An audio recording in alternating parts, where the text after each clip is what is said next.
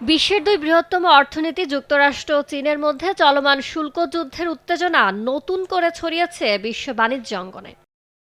সম্প্রতি বার্তা সংস্থা ব্লুমবার্গ এক প্রতিবেদনে জানিয়েছে, ট্রাম্প প্রশাসন যুক্তরাষ্ট্র থেকে শুল্ক ছাড় বা ছাড় চাওয়া দেশগুলোকে চীনের সঙ্গে বাণিজ্য সীমিত করার জন্য চাপ দিচ্ছে, যার মধ্যে অন্তর্ভুক্ত রয়েছে আর্থিক নিষেধাজ্ঞাও। এর প্রেক্ষিতে বিভিন্ন দেশের প্রতি পাল্টা কঠোর হুঁশিয়ারি উচ্চারণ করেছে চীন সরকার।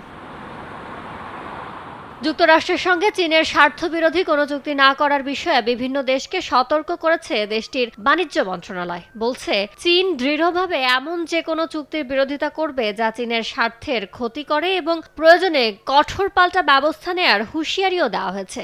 দেশটি তাদের নিজস্ব অধিকার ও স্বার্থ রক্ষায় দৃঢ় প্রতিজ্ঞ এবং অন্যান্য দেশের সঙ্গে সংহতি জোরদার করতেও ইচ্ছুক।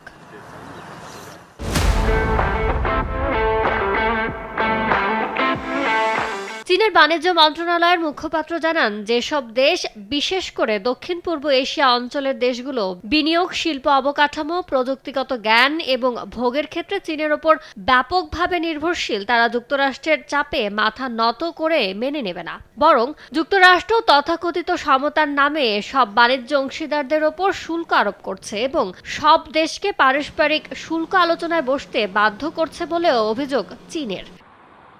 চলতি মাসের শুরুতে মার্কিন বাণিজ্য প্রতিনিধি জেমিসন গ্রিয়ার বলেছিলেন, ট্রাম্পের আরোপিত বাড়তি শুল্ক নিয়ে আলোচনায় বসতে প্রায় 50টি দেশ যোগাযোগ করেছে। ইয়ানুর শিফাত, সময় সংবাদ।